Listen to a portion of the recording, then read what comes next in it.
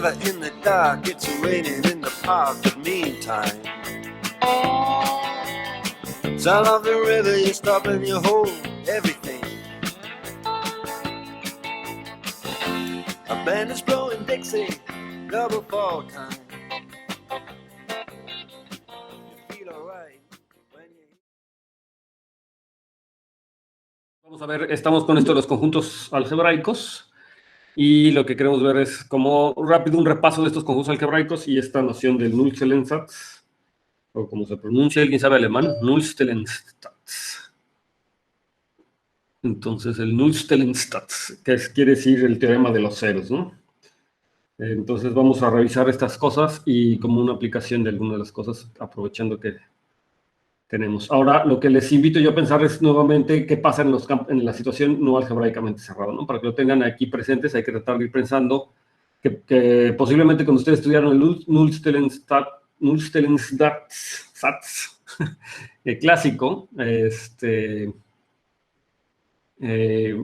lo hicieron siempre para campos algebraicamente cerrados, que es en el contexto en el que se tiene que poner, porque justamente es donde funciona mejor es para casos algebraicamente cerrados, pero les comentaba yo en la clase pasada que uno puede decir cosas, incluso en el caso no algebraicamente cerrado, y entonces como tener una versión del Nullstellensatz no para campos no algebraicamente cerrados.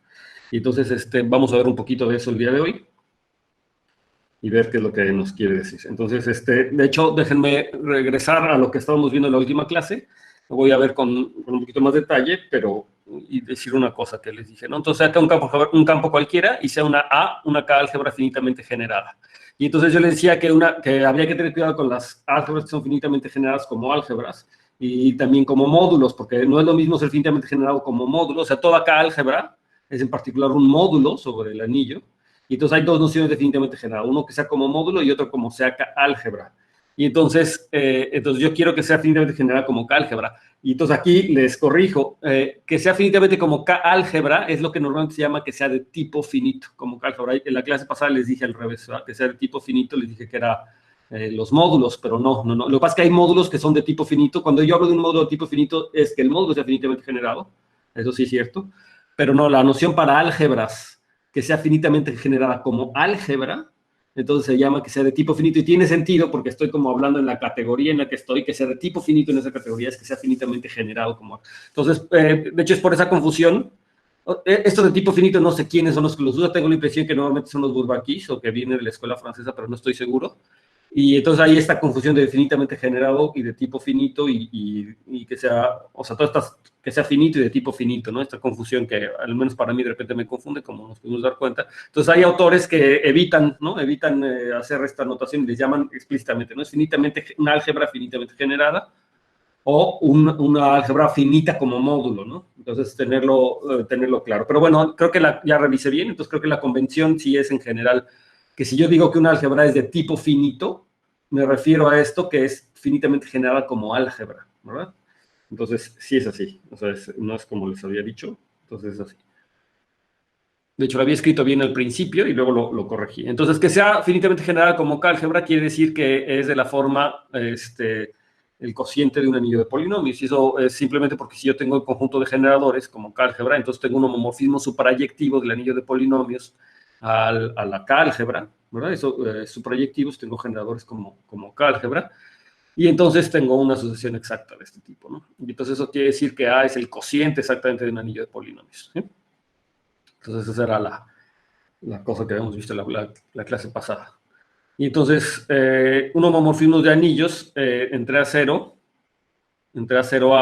es entero, en la definición que habíamos hecho en la clase pasada también.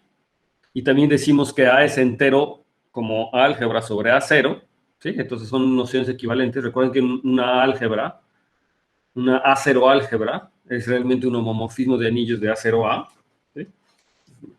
Esto más cómodo. ¿Sí? Entonces, siempre que yo hablo de un homomorfismo de anillos, ¿sí? Entonces estoy dándole una estructura de A0 álgebra A. Entonces, por lo mismo decir que este morfismo es entero, es lo mismo decir que A es entero sobre A0. Si todo elemento A en A es cero de un polinomio mónico con coeficientes en A0, ¿no? Entonces, eso es la noción de entero, como habíamos visto. Y a las ecuaciones polinomiales que me dan una relación entera, o que me realizan este polinomio mónico, ¿verdad? Digamos, de tal manera que el elemento A es 0, se le llama una relación entera.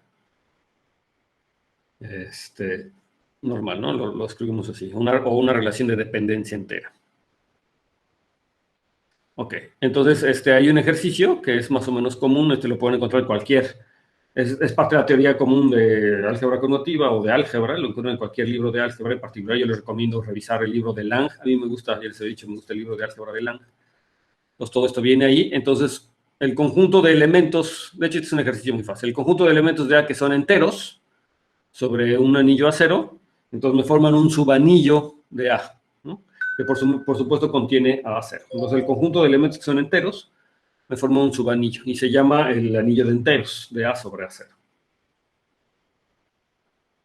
Se llama el anillo de enteros de A sobre A0. ¿Ok?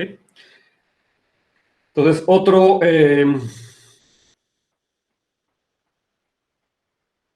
bueno, hay otros ejercicios que les quiero dejar, que también son de álgebra, un curso de álgebra, o lo pueden encontrar en el Lang, pero necesito hacer algunas definiciones. Entonces, decimos que un anillo es finito sobre A, esa es la otra definición, ¿verdad? Si A es finitamente generado, pero como A0 módulo, ¿no? Entonces decimos que es finito si es finitamente generado como A0 módulo. Entonces ahora sí lo escribo para recalcar esa diferencia. Entonces es finito y este es de tipo finito, ¿verdad? Cuando es finitamente generado como álgebra de tipo finito, pero como módulo es finito simplemente.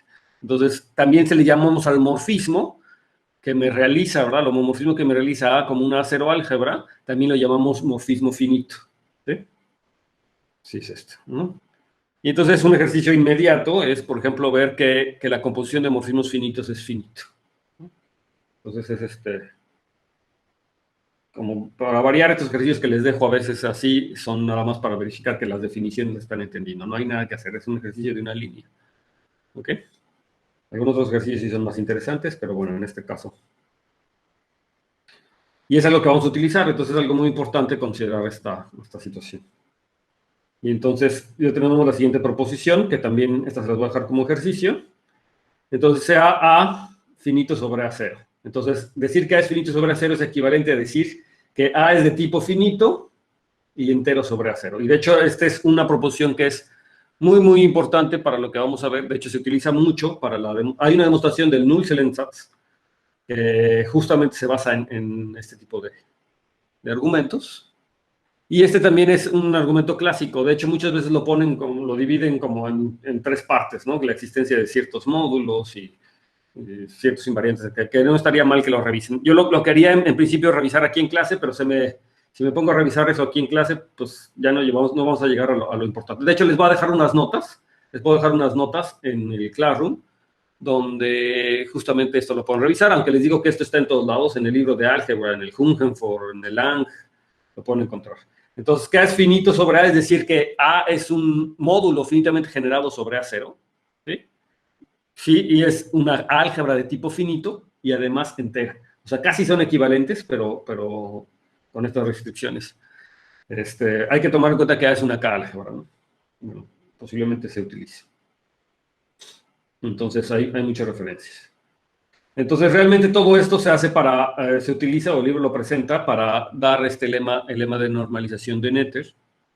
Es también un lema muy importante, que se utiliza mucho para la teoría de dimensión o para la dimensión para encontrar la dimensión o para definir la dimensión de Krull realmente de un anillo y por lo tanto de una variedad algebraica o de un esquema, que me dice lo siguiente, el lema de normalización de Noether. Entonces, sea A un anillo distinto de cero, que además es de tipo finito sobre K. Entonces, eso quiere decir que es una K álgebra finitamente generada, ¿no? Sea un anillo no cero que es de tipo finito sobre K. Dice, entonces, existe un entero D mayor o igual que cero y un homomorfismo de anillos, que además es finito, y un homomorfismo finito e inyectivo entre el anillo de polinomios en D variables a el álgebra A. Entonces, fíjese lo que me está diciendo, que se inyecta. Es un lema importante y hasta cierto punto sorprendente de repente, ¿no? Si yo tengo un anillo un anillo cualquiera, distinto de cero, pero que es de tipo finito sobre K, o sea, que es una K-álgebra finitamente generada, ¿sí? Una K-álgebra finitamente generada. Entonces, hay un anillo de polinomios en D variables, de tal manera que se mete este anillo de polinomios aquí, ¿sí? Hay un anillo de polinomios que se mete aquí. Y este número D está relacionado justamente con la dimensión. Ustedes pueden ver que es más o menos relacionado con la dimensión, con el grado de trascendencia para ciertos anillos, ¿no? Es como el número de variables linealmente, algebraicamente independientes que se pueden meter adentro del anillo A, ¿no? Pues por eso tiene que ver como con la dimensión del anillo. Entonces, esto se encaja aquí, se va a encajar aquí, ¿sí? Entonces, yo puedo tomarme el número máximo, ¿verdad?, de variables que yo puedo encajar aquí y eso va a tener que ver con la dimensión del anillo. Es una cosa interesante. Noten que en términos de esquemas, esto me determina un morfismo entre el espectro de A y el espectro del anillo de polinomios, ¿verdad? El anillo de polinomios aquí. Y entonces hay también una relación que también se puede, eso me va a ayudar para entenderlo también en términos de los espacios tangentes cuando tenga ciertas características y de mis anillos, y entonces también nuevamente lo voy a poder relacionar con la dimensión más adelante. Pero en este caso concreto se utiliza para demostrar el lema de Nakayama. Les voy a dejar yo las notas para que lo puedan checar. En el libro también, el libro de texto también lo hace y hace su demostración, pero lo hace muy rápido. Pueden revisar el LANG. En el LANG, de hecho, le dedican toda una sección a este lema de normalización de Noether. Y yo creo que en el LANG viene bastante bien explicado, ¿no? Vienen bien, incluso un poco la intuición geométrica también que implica este lema. Pero como nosotros queremos ver el Null-Selensatz, entonces vamos a asumir este lema de normalización y vamos a ver cómo lo aplicamos. Entonces, el primero es este corolario, que es como, la versión del Null-Selensatz para campos no algebraicamente cerrados, ¿sí?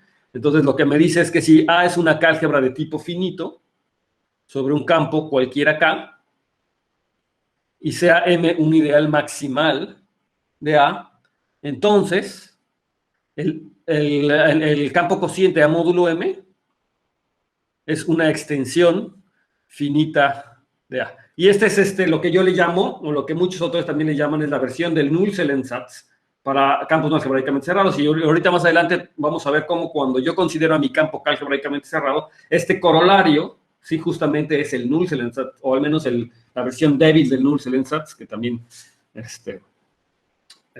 me implica la versión del Null-Selensatz, ¿no? Entonces, para que lo piensen, este corolario es lo que les digo, que es la versión para campos no algebraicamente cerrados. Entonces, es un resultado interesante, ¿sí? Me dice que si este es una álgebra de tipo finito sobre un campo K cualquiera y M un ideal maximal, entonces el cociente es una extensión algebraica infinita. Le puse de A y no es de A, es de K. Déjame corregirlo aquí. Algebraica finita de K, en el campo base.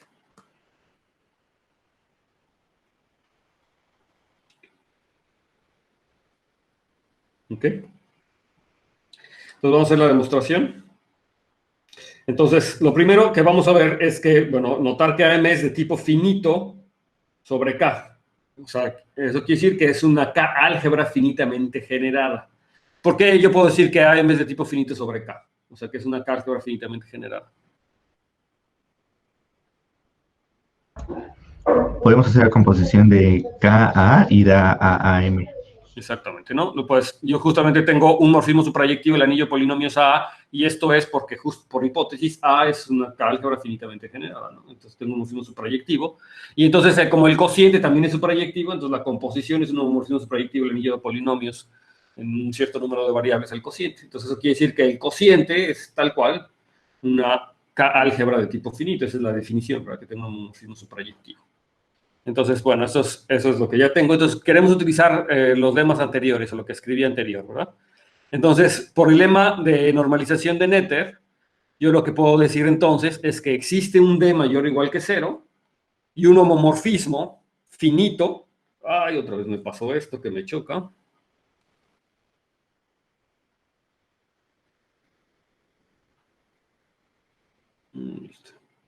Entonces, existe un homomorfismo finito del anillo polinomios en D variables a módulo M. Pero fíjese que es un encaje, es una inyección, ¿verdad? Es una inyección. Y además estoy diciendo que este es finito. Entonces, el hecho de que este sea finito por uno de los ejercicios que les dejé, quiere decir que, bueno, AM es es un módulo finitamente generado sobre este anillo, pero por el ejercicio quiere decir que AM es entero y finitamente generado como álgebra. O sea, es entero y de tipo finito. En particular vamos a utilizar que AM es entero sobre el anillo de polinomios. ¿Sí? Es lo que vamos a hacer. Que AM es entero sobre el anillo de polinomios. Entonces, eso lo sabemos. En particular, esto quiere decir que, bueno, vamos a ver primero el caso. ¿Qué pasa? La existencia de ese D en el lema de normalización de Noether me dice que D es mayor o igual que 0, o sea que bien podría ser 0. Entonces vamos a analizar primero qué es lo que pasa si ese D es 0.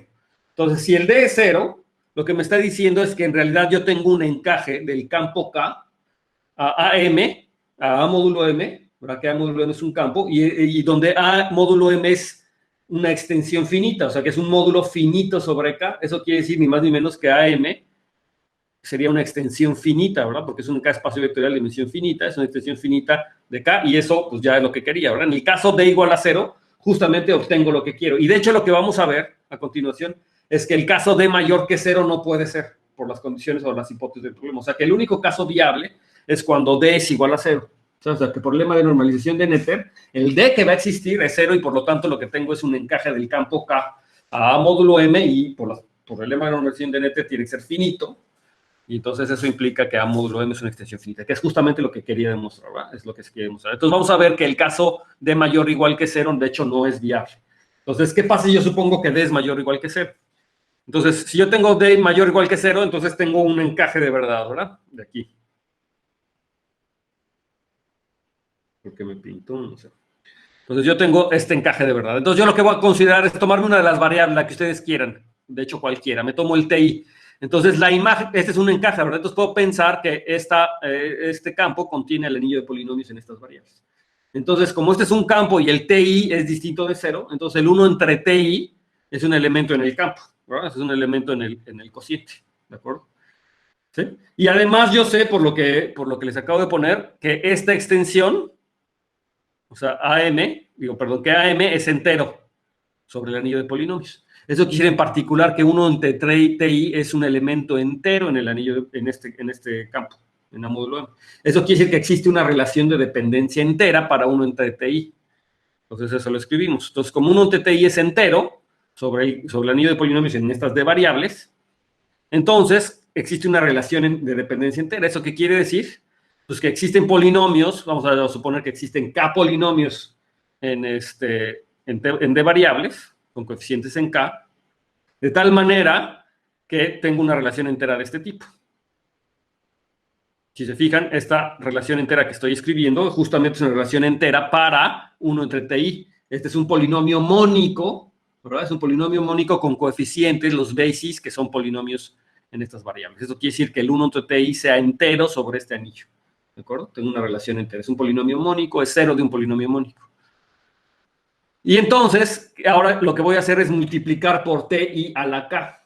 Si este polinomio yo lo multiplico por TI a la K, entonces si ven que aquí me va a quedar un 1, ¿verdad? Y luego me va a quedar una serie de polinomios, multiplicamos por TI a la K, y entonces lo que me va a quedar es un 1 y me va a quedar las multiplicaciones de las potencias respectivas de TI por mi polinomio. Y entonces, lo que yo puedo hacer ahora es pasar todo este término al otro lado de la igualdad, del 0, ¿verdad? Y factorizar un TI. ¿Sí? Entonces me va a quedar que TI por el otro factor me da igual a 1. ¿Sí? Entonces eso quiere decir que TI de hecho es invertible, y como estos son polinomios con coeficientes en K de T1, TD, entonces lo que me estaría viendo es que existe un polinomio aquí, de tal manera que multiplicado por TI me da igual a 1. ¿Sí? Pues a la hora de despejar esta función. En otras palabras, me está diciendo que el TI es una unidad o es un elemento invertible en este anillo de polinomios. Pero pues, ustedes saben que eso no es cierto, ¿verdad? O sea, las variables justamente no son elementos invertibles en el anillo de polinomios. Entonces es una contradicción. Y la contradicción viene justamente de suponer que el D era mayor o igual que 0. Ustedes ven que esa es la única suposición que yo estoy haciendo. Mientras existe una variable aquí, digamos, trascendente, una variable, ¿sí? Entonces yo voy a poder encontrar esta relación y pues eso me genera esa contradicción, que el TI es invertible en el anillo de polinomios, lo cual no puede ser posible. Eso me deja como único caso viable el caso D igual a 0, y entonces eso justamente demuestra lo que yo quiero, que el cociente es una extensión finita de mi campo K. No sé si ustedes habían visto esto como la versión del Nullzellensatz, cuando estudiaron el Nullzellensatz en su curso de geometría algebraica. Pero justamente vamos a ver qué es lo que pasa si este mismo resultado yo lo aplico, o si este corolario yo lo aplico para el caso de que K sea algebraicamente cerrado. Y entonces van a ver que para el caso K algebraicamente cerrado justamente me da la noción del Nullzellensatz, ¿no? Entonces, ok. Entonces, antes, la siguiente nota, la siguiente observación. Entonces, yo tengo una aplicación que va de K a la N. Acuérdense que yo estoy tomando K un campo, que no es necesariamente algebraicamente cerrado. Yo tengo de K a la N al anillo de polinomios, al espectro del anillo de polinomios en N variables. Es una aplicación que, ¿qué es lo que me hace esta aplicación? Bueno, que siempre que yo me tomo una N-ada de elementos en K, entonces yo lo puedo mandar a un ideal primo. Y entonces al ideal primo que normalmente yo puedo mandarlo es a este ideal, que es el generado por T1, a las variables, el resto cada una de las coordenadas, a T1 menos alfa 1 hasta Tn menos alfa d. Y entonces este ideal, además de ser un ideal primo, resulta ser un ideal maximal. ¿Por qué es un ideal maximal? ¿Quién me dice por qué es un ideal maximal? Si ese es el cociente, pues se van, bueno, se puede ver que es un campo, ¿no? Sí, porque K es un campo. Entonces, si ese es el cociente, justamente me queda el campo K, justamente, ¿no? Si yo voy al cociente, de hecho recupero ese isomorfo al campo K. Sí se ve, ¿no? Todo el mundo lo ve porque las variables se hacen los alfa 1 o alfa n.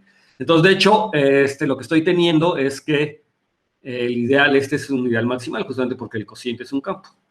Y de hecho, fíjense que si yo me tomo el elemento alfa 1 hasta alfa n en Kn, entonces yo puedo hacer un homomorfismo de evaluación acá, del anillo de polinomios acá, y es la evaluación en este punto exactamente, y entonces el kernel de ese homomorfismo de evaluación es justamente este anillo de polinomios. Entonces, si fue claro lo que les dije, ¿sí? O sea, si yo me tomo el anillo de polinomios en n variables y defino el homomorfismo de evaluación en K que sea exactamente evaluar en este punto alfa 1, alfa n, todo polinomio lo evalúo en este punto, ¿sí? Entonces ese es un homomorfismo y el kernel de ese homomorfismo es exactamente este ideal, ¿de acuerdo? Y es un homomorfismo suprayectivo y entonces el kernel es exactamente este ideal y entonces de hecho ese homomorfismo es el que me realiza el isomorfismo entre el cociente del anillo de polinomios y este ideal con el campo K, es justamente el homomorfismo de evaluación. No lo escribo porque, o quieren que lo escriba, o si lo ven. Sí lo ven. Es que sus caras no me dicen mucho el día de hoy. Entonces rápidamente lo escribo aquí, antes de que... Entonces, lo voy a escribir aquí. Entonces yo tengo el homomorfismo de evaluación del anillo de polinomios de variables, al K, que lo que va a hacer es que cada polinomio me lo mando a f de alfa, donde alfa es igual a este 4, vamos a llamarlo alfa. Entonces, a cada polinomio lo mando a f de alfa. Este es un homomorfismo, es el homomorfismo de evaluación en alfa. Es un homomorfismo de anillos, ¿de acuerdo? Es muy fácil que ustedes lo vean, ¿no? La suma de polinomios, cuando lo evalúo, me va a dar la suma de las evaluaciones, etc. Es un homomorfismo de... Entonces, ¿quién es el kernel? Es proyectivo, ¿verdad? ¿Sí? Siempre, porque de hecho existen los polinomios constantes. Entonces, los polinomios constantes evaluados en alfa me da cualquier constante. Entonces, de hecho, es un proyectivo. Entonces, yo podría preguntarme quién es el kernel. Entonces, el kernel de este homomorfismo de evaluación, que se llama la evaluación en alfa, es ni más ni menos este ideal. ¿Sí? Es el ideal que está ahí. ¿Sí? Cada uno de estos elementos t menos alfa i está en el kernel. Cada t menos alfa i está en el kernel. Entonces, de hecho, todo este ideal está en el kernel, pero este ideal es ideal maximal. Entonces, tiene que ser el kernel, exactamente, ¿no? ¿Sí? Entonces, de hecho, este homomorfismo es el que me realiza el isomorfismo una vez que paso al cociente. Es lo que les decía. Bueno, entonces aquí la pregunta, ya vemos que cada elemento alfa n me manda un ideal maximal aquí adentro.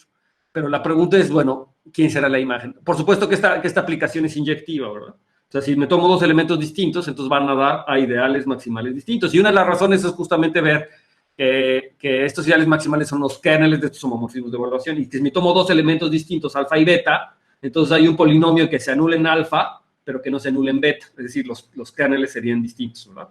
Entonces eso ya me realiza o ya me deja ver que este homomorfismo es inyectivo, ¿sí? ¿Sí les queda claro, verdad? Si me tomo alfa distinto de beta, 2 puntos en Kn, entonces siempre existe un polinomio que se anula en alfa y que no se anula en beta. De hecho, uno de estos, ¿verdad? T1 menos alfa 1 en las coordenadas en las que son distintos. O sea, si alfa y beta son distintos, existe una coordenada en las que ellos son distintos. Entonces, T1 menos alfa 1, ese polinomio no se anula en beta, ¿verdad? Por ejemplo.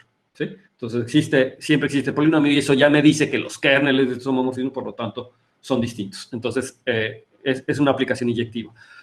Pero ahora la pregunta es, ¿quién es la imagen? Bueno, ya vimos que no son todos, ¿verdad? Por supuesto, esta aplicación es suprayectiva porque esta imagen siempre me da un ideal maximal. Entonces ya sabemos que al menos caen dentro de los ideales maximales aquí adentro, ¿no? Pero entonces una pregunta es, ¿qué ideales maximales? ¿Será que todo ideal maximal cae en todo ideal maximal o no? Pues casi inmediatamente se ve que no. Es decir, más bien la pregunta aquí lo que se traduce es si todos los ideales maximales de mi anillo de polinomios son de esta forma o no.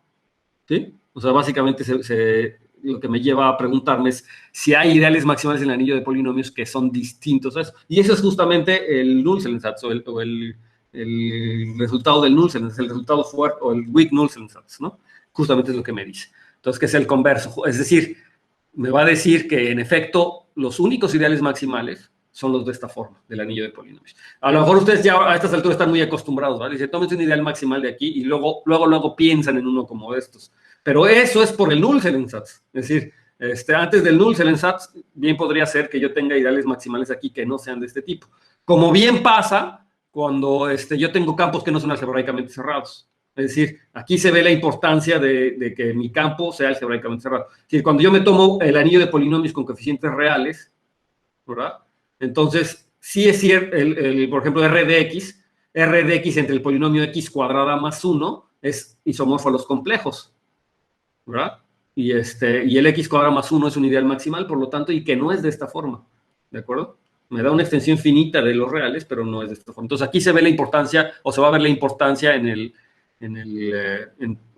por qué se consideran campos algebraicamente cerrados, pero esa pregunta siempre sigue interesante. Entonces, de hecho, ya les respondí la pregunta, ¿verdad? En general no es cierto que la imagen de me dé todos los ideales maximales, ¿no? De hecho, ya el ejemplo en el que no es en el caso de los reales. Pero cuando el campo es algebraicamente cerrado, de hecho, sí es cierto que son todos los ideales maximales. Entonces, ese es el contenido de Nullsensatz o del weak Nullsensatz. Pero fíjense, piensen, ¿no? Eso que les estoy diciendo, que en el caso no algebraicamente cerrado, de todas maneras me está dando mucha información de alguna manera, ¿no? Me está diciendo quiénes son la imagen, bueno, son ideales maximales, y no todos los ideales maximales van a ser de este tipo, pero sí son, por el corolario anterior, sí son extensiones finitas de mi campo, son extensiones algebraicas finitas, y bueno, eso quiere decir que cuando me paso una extensión finita, entonces el ideal sí se va a ver como de este tipo, pero en la extensión finita. Cuando en el anillo de polinomios le agrego justamente las raíces del polinomio o de los generadores del ideal maximal o lo que yo esté considerando, ¿de acuerdo? Entonces sí voy a poder extender escalares y de todas maneras poder ver a los ideales maximales en esa extensión como ideales maximales de este tipo, ¿sí? De alguna manera, o que se van a poder factorizar, digamos, en este tipo de ideales. Es decir, por ejemplo, el ideal x cuadrado más 1 no se queda maximal, ¿verdad? No se queda maximal en los reales cuando extiendo escalar, cuando le agrego i. Pero ese ideal x cuadrado más 1 ya se factoriza como ideales maximales y ahora sí ya se factoriza como el x menos i y el x más i. O sea, sí tendría esa relación, ¿no? Ahí arriba. Es decir, el x cuadrado más 1, cuando le agrego las raíces del polinomio x cuadrado más 1 a los reales, ya no sigue siendo maximal, pero se factoriza como maximales y los maximales de los que se factoriza, pues ahora sí ya son del tipo que estoy considerando, ¿no? O sea, no me habla de eso. Entonces, ¿qué me dice la forma débil del Nullsensatz, el weak Nullsensatz? Entonces me considera un campo algebraicamente cerrado, entonces saca un campo algebraicamente cerrado y me dice todo ideal maximal del anillo de polinomios, o sea, del espectro del anillo de polinomios, es de la forma exactamente T1 menos alfa 1 hasta Tn menos alfa n, para algún alfa 1, alfa n, o sea, para algunos alfa i en el campo, o sea, para alguna n-ada en el campo. ¿Sí? Me dice que es de esta forma, ¿no? Entonces, pues vamos a demostrarlo, ¿no? Entonces, lo primero que ver es que K se mete adentro de este cociente, ¿verdad? Es una extensión algebraica finita, de hecho, ya lo habíamos visto. O sea, este cociente es una extensión algebraica finita. O sea, el anillo de polinomios módulo este ideal maximal es una extensión algebraica finita. Eso es justamente lo que habíamos visto en el corolario anterior, ¿no? Entonces, ¿qué es lo que yo puedo decir? Pues lo que me puedo fijar es en la imagen de cada una de las variables En el de ahí, bueno, no les dije, ¿verdad? Es una extensión algebraica finita, pero como estoy considerando K algebraicamente cerrado, y de hecho lo pongo así para que piensen justamente lo que les estaba diciendo, ¿verdad? Como K es algebraicamente cerrado, es una extensión algebraica de K, ¿sí? Finita, es una extensión algebraica, entonces no queda de otra más que decir que este es un isomorfismo, ¿verdad? O sea, que la inclusión de hecho es un isomorfismo, ¿verdad? Tiene que ser un isomorfismo de campos, ¿sí? Porque algebraicamente cerrado no puede tener extensiones algebraicas más distintas de ella misma. Entonces es un isomorfismo, ¿sí? Y entonces a cada una de las variables TI le corresponde bajo este isomorfismo un elemento alfa I en K, ¿de acuerdo? ¿Sí? Le corresponde un elemento alfa I en K. Y entonces, de hecho, TI menos alfa I debe de estar en el ideal maximal, ¿verdad? ¿Sí? Porque, ¿de acuerdo? Sí, porque justamente me fijé en la clase, ¿verdad? El alfa I es la clase del elemento T alfa I, entonces T menos alfa I, pues es un elemento que se hace 0 módulo M, es decir, es un elemento en ideal maximal. Ti menos alfa I está en el ideal maximal, y entonces, por lo tanto, como ya les había dicho, todo este ideal se queda dentro del ideal maximal, M. Pero, de hecho, ya habíamos visto que este T1 menos alfa 1, T alfa 1 es maximal de por sí, y entonces eso lo que me demuestra es que, de hecho, tienen que ser iguales. ¿Sí? ¿De acuerdo? ¿Sí? ¿Alguna duda? ¿Sí? Entonces eso ya me demuestra que esta cosa es, que todo ideal maximal es ni más ni menos de esta forma. Ahora, ¿qué es lo que hubiera pasado si K no hubiera sido algebraicamente cerrado? ¿No? ¿Qué es lo que hubiera pasado si K no hubiera sido algebraicamente cerrado? Bueno, lo único que tendría es que tengo esta inyección, ¿verdad? Pero este es, por lo tanto, una extensión finita de K minúscula, ¿verdad? Una extensión finita de K minúscula. Si yo hiciera el producto tensorial con este K, si este yo le llamo K mayúscula, ¿verdad? Si le llamara yo K mayúscula, entonces haciendo el producto tensorial con ese K mayúscula, ahora sí ya tendría un isomorfismo entre K mayúscula, K minúscula, tensor K mayúscula sobre K minúscula me da K mayúscula, y este me queda pues el mismo, entonces me quedaría el anillo de polinomios con el K mayúscula, entonces ya tendría un isomorfismo, y entonces podría básicamente aplicar este resultado para la extensión, nada más que entonces en una extensión, que de hecho es lo que pasa, digamos, si me fuera yo a la cerradura algebraica, es más o menos lo que está pasando, ¿verdad? O sea, me dice en la extensión finita, ahí arriba donde yo tengo, donde yo podría tener alfa 1, alfa m, que son las raíces las raíces de los polinomios que aparecen aquí, digamos. Entonces, el ideal maximal allá arriba, correspondiente a esa extensión de escalares, pues ya sería un ideal maximal de esta forma. Pero no es en K, ¿verdad? O sea, cuando estoy en K no es cierto, y el ejemplo justamente que le estoy diciendo es el de los reales, ¿no? Con el x cuadrado más 1, no es cierto. Entonces se ve claramente la importancia de tomarme campos algebraicamente cerrados, o considerar extensiones finitas donde yo pueda tener mis ideales maximales ya vistos como un ideal de esta forma. ¿Ok? Bueno, entonces, nuevamente vamos a hacer una definición. Entonces acá un campo algebraicamente cerrado, y vamos a tomarme un conjunto de polinomios, vamos a ir de m polinomios con coeficientes en K. En n variables. Entonces aquí, para no estar escribiendo todas las variables T1 hasta Tn, entonces escribo los polinomios como en la variable T, pero la variable T realmente es una n-ada de variables, ¿no? Entonces T es en T1, es una notación estándar. El T denota todas las variables, al menos en este ejemplo, ¿no? Y de hecho lo vamos a hacer muchas veces, ¿no? Para no estar escribiendo todas las variables. Entonces aunque los escribí en una variable, pero ese T es varias variables, entonces son polinomios en n variables. Ok, entonces vamos a definir como un conjunto algebraico, recordar lo que es un conjunto algebraico.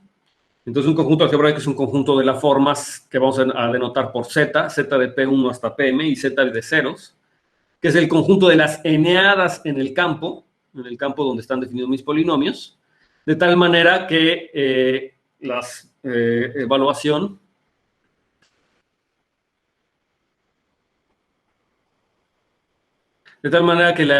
de todos esos polinomios, P1 hasta Pm, en ese punto es igual a 0, ¿no? ¿Sí? Entonces empiezo con un conjunto de polinomios, entonces me fijo en el conjunto de ceros comunes de ese conjunto de polinomios. En este caso estoy tomando un conjunto finito de polinomios, pero como vamos a ver en el siguiente ejercicio, realmente esto es no necesario, ¿verdad? O más bien, si cualquier otro caso lo voy a poder reducir al caso en el que yo estoy considerando el conjunto de ceros de un conjunto finito de polinomios. Estos son los objetos de estudio de la geometría algebraica clásica, ¿no? En general, justamente sobre un campo algebraicamente cerrado. Es el objeto de esto. Entonces vamos a ver cómo se relaciona al menos con lo que estamos viendo hasta ahora. Entonces el ejercicio es que si yo me tomo el ideal generado por estos polinomios, entonces yo ahora puedo definir el conjunto ZI, y lo que les voy a decir es que este ZI es exactamente el conjunto de Z por P1 hasta Pm. Pero ¿qué es el conjunto Z de I? Pues va a ser el conjunto de las eneadas de elementos en Kn, de tal manera, que F a la alfa se me hace 0 para todo F en I. Entonces yo puedo definir el Z de I, lo puedo definir exactamente como este conjunto. O sea, es el conjunto de ceros comunes, pero de todos los elementos del ideal.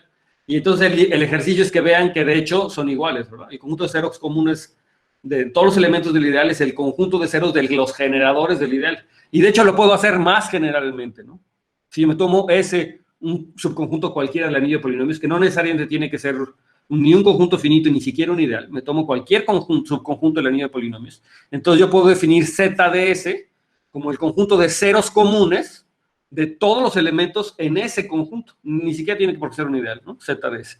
Y entonces, parte del ejercicio es que vean que, de hecho, Z de S, este conjunto algebraico, que también es un conjunto algebraico, es, de hecho, el conjunto de ceros del ideal generador de ese conjunto, ¿verdad? Es el ideal generado. Luego, pero como este anillo es neteriano, ¿verdad? Es un anillo neteriano, entonces todo ideal es finitamente generado. Entonces, en particular, este ideal es finitamente generado, se puede generar con un número finito de polinomios. Y entonces, ahora sí, el conjunto de ceros de esa familia de polinomios es igual al conjunto de ceros de un número finito de polinomios. ¿Qué número finito de polinomios? Pues exactamente los generadores del ideal que genera el conjunto ese, ¿no? Por la neterianidad. Entonces, eso es lo que le decía. De hecho, cualquier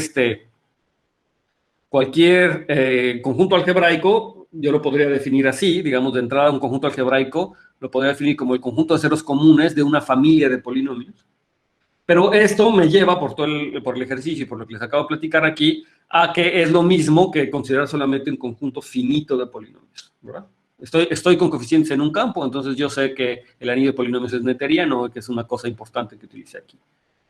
¿De acuerdo? Entonces, los conjuntos algebraicos, en otras palabras, eso es lo que aprende uno en geometría algebraica, que estudia en geometría algebraica, son las soluciones a un sistema de ecuaciones polinomiales, ¿sí? Sobre un campo algebraico cerrado, y ese sistema de ecuaciones polinomiales, pues, se puede considerar finito, siempre, ¿no? Siempre se puede considerar finito, es un ejercicio.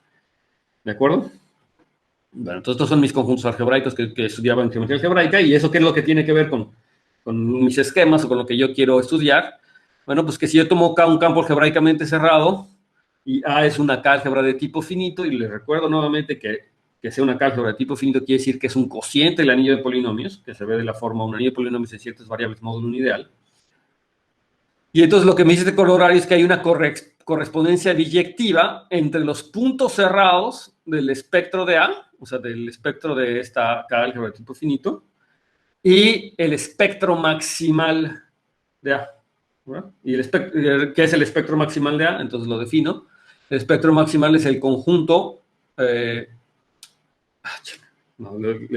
espectro maximal es el conjunto de, si quieren, de puntos cerrados, que es lo mismo que el conjunto de ideales maximales de A. ¿Verdad?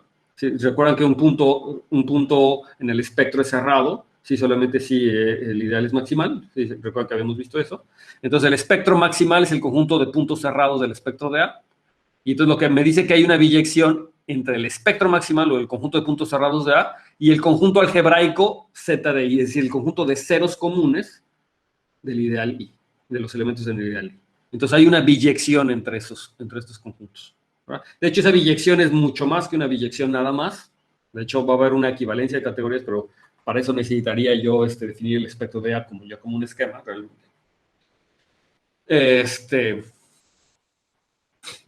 Pero bueno, vamos a ver cómo está esa biyección al menos, ¿no? ¿Sí se entiende? Entonces hay una biyección entre los ideales maximales de A, siempre y cuando que A sea una álgebra de tipo finito, y los puntos que son el conjunto de ceros, o sea, el conjunto algebraico definido por el ideal I, que es el kernel, o es el ideal que me realiza a A como una álgebra de tipo finito. Hay un isomorfismo. Ahora, notar aquí, hay una biyección, notar aquí que, de hecho, el ideal I y el número de variables con el que A se puede realizar como un cociente del anillo de polinomios no tiene por qué ser único. De hecho, podría haber varios anillos de polinomios en distintas variables, módulos distintos ideales que me realicen a A como un álgebra de tipo finito. Pero de todas maneras, eso no importa. Eso quiere decir que también voy a tener una biyección entre ese conjunto ZBI y los otros ideales posiblemente que esté obteniendo, aunque posiblemente metidos en distintos espacios afines, es decir, con distinto número de coordenadas. Pero no importa, eso lo puedo tener. Y de hecho, en geometría algebraica muchas veces vemos ese fenómeno. ¿Sí? Y de hecho, los esquemas me ayudan a unificar ese tipo de cosas, ¿no? Entonces, ¿cómo le hacemos? Bueno, pues entonces voy a considerar el espectro maximal. Entonces, recuerden que el espectro maximal está dado por los ideales maximales de este cociente, pero los ideales en este cociente, ¿verdad? Se pueden identificar con los ideales maximales en el anillo de polinomios que contienen al ideal I, ¿de acuerdo? ¿Sí? Entonces, los ideales maximales en el cociente se identifican con los ideales maximales en el anillo de polinomios que contienen al ideal I. Entonces, así voy a pensar los elementos del espectro maximal de este cociente. Y entonces yo tengo por otro lado el conjunto de ceros comunes del ideal I, y entonces tengo esta biyección, y la biyección de un lado es muy fácil de decir, si me tomo un elemento alfa en alfa 1 hasta alfa, que es alfa 1 hasta alfa n, que es un cero común del anillo de polinomios, digo, un cero común de los elementos en el ideal I, pues lo voy a mandar al ideal maximal que ya habíamos considerado. Entonces, este ideal maximal es un ideal maximal, pero es un ideal maximal en el anillo de polinomios. Pero para poderlo considerar dentro del espectro maximal del anillo de polinomios módulo I, les tendría que decir, o tendrían que decirme, por qué el ideal I está contenido ahí adentro. ¿Quién me dice por qué el ideal I está contenido tal cual en este ideal maximal? Cuando justamente me estoy tomando alfa, un cero común de los elementos del ideal. ¿Quién me da un argumento de por qué, en efecto, el ideal I sí está contenido en este ideal maximal? Para poderlo considerar realmente un morfismo al espectro maximal del cociente. ¿Por qué será?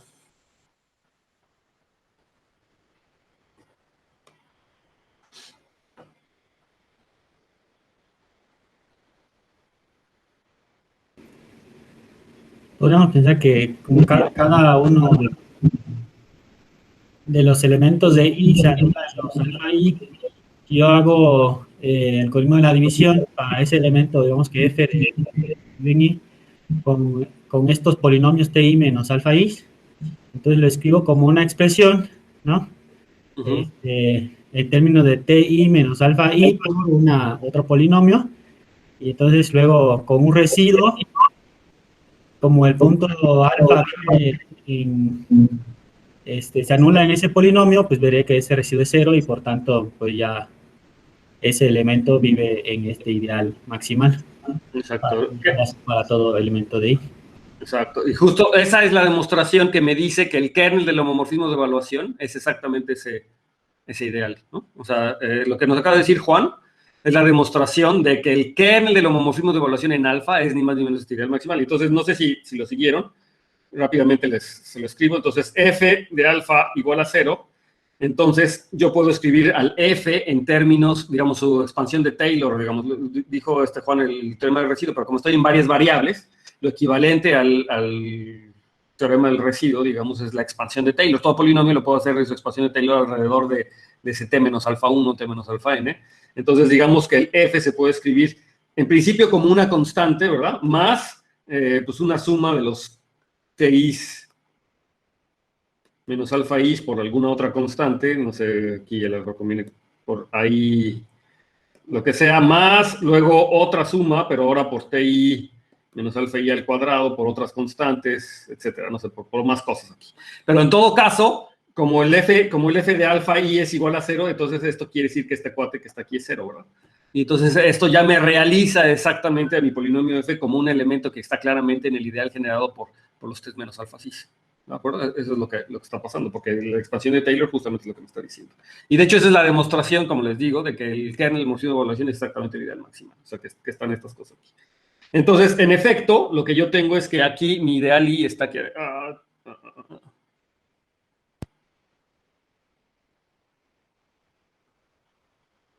Entonces yo en efecto tengo que el ideal I está ahí adentro, ¿verdad?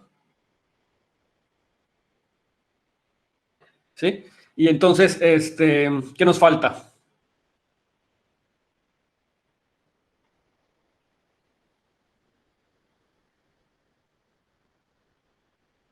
Ahora nos faltaría ver como quién es el de regreso, ¿verdad? ¿Qué pasa si yo me tomo un ideal maximal? Y ahora, si me tomo yo un ideal maximal, ¿como a qué punto lo voy a mandar? ¿No?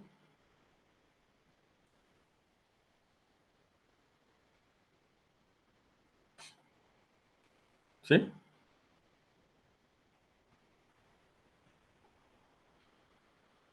Entonces, si yo me tomo ahora un ideal, o sea,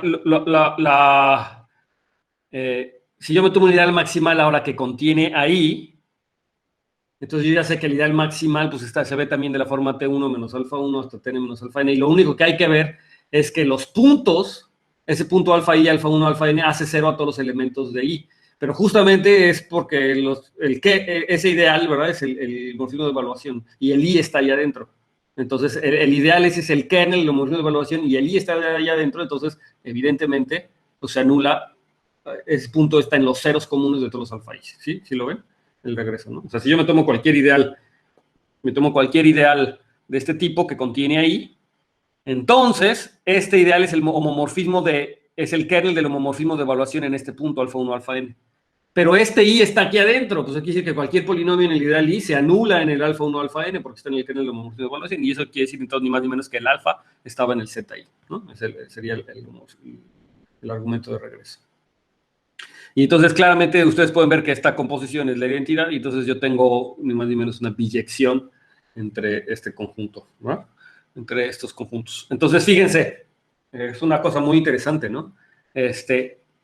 En la parte de geometría algebraica clásica que estudiaba yo estos zeta de i, ahora desde mi punto de vista de esquemas afines, o de lo que yo voy a querer hacer esquemas afines, son los puntos cerrados en este conjunto, es decir, son los ideales maximales aquí. Se corresponde con una biyección. Y, por supuesto, entonces esto quiere decir que el espectro de A pues contiene más puntos, ¿verdad? Todos los que no son cerrados. Todos los que no son cerrados. Y si recuerda el dibujito que habíamos hecho la vez pasada, de todas maneras, o sea, esos puntos que no son cerrados determinan como curvas, es decir, sus cerraduras son todos los puntos cerrados. Entonces, estoy ya considerando como, además, como curvas, ¿verdad? Curvas allá adentro. Lo corresponden a los ideales primos que no son maximales.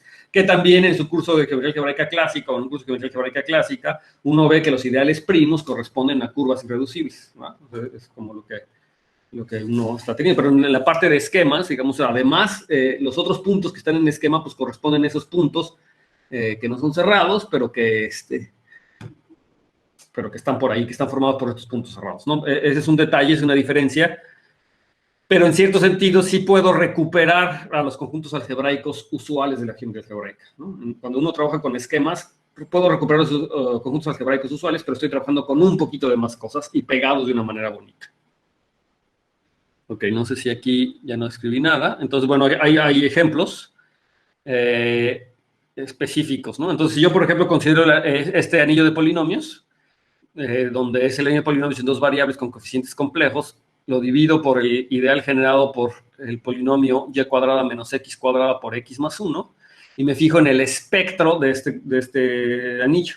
Entonces, pues contiene un montón de puntos, pero ¿quiénes son los puntos cerrados? ¿No? ¿Quiénes son los puntos cerrados? Bueno, pues gracias a esa biyección, el conjunto de puntos cerrados corresponde al conjunto algebraico. Aquí dice los puntos cerrados de este conjunto corresponde al conjunto algebraico dado por el polinomio y cuadrada menos x cuadrada por x más 1, que es el conjunto de los puntos x, y en C2, de tal manera que y cuadrada más 1, que y cuadrada es igual a x cuadrada por x más 1, y eso es una cúbica, ¿verdad?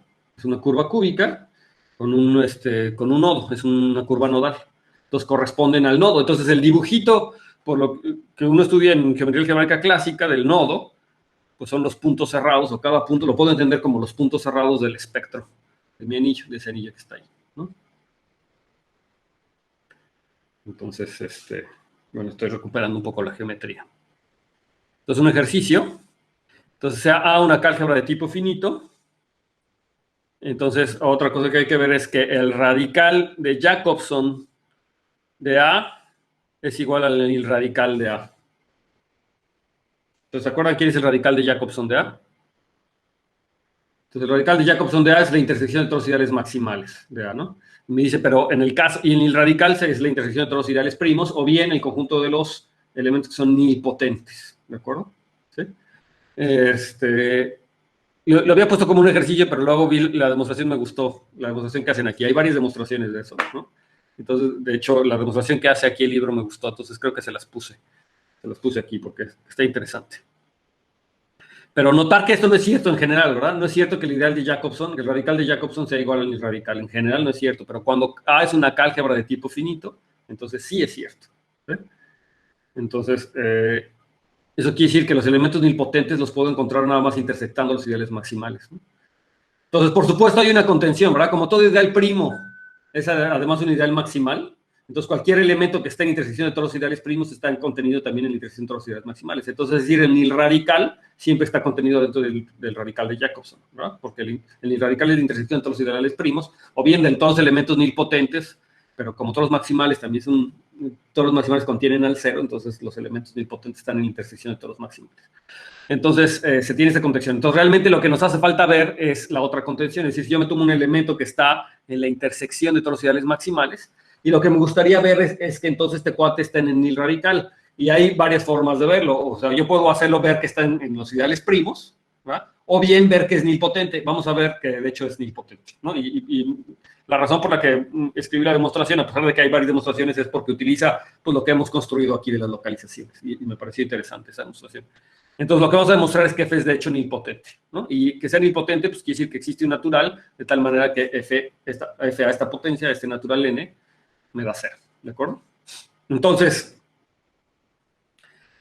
supongamos que F no es nilpotente. Entonces, ¿sí? Y entonces vamos a llegar a una contradicción. ¿Sí? Si F no es nilpotente, entonces yo lo que voy a tener es que el conjunto formado por las potencias de F es un conjunto multiplicativo que además no contiene el 0. ¿De acuerdo? ¿Sí? No contiene el 0 pues, porque claramente el 0 no es ninguna potencia de F. Entonces, este conjunto no contiene el 0. Y entonces aquí es donde me gusta. Entonces, la localización de A en F es isomorfo al anillo de polinomios dividido entre el ideal generado por TF menos 1.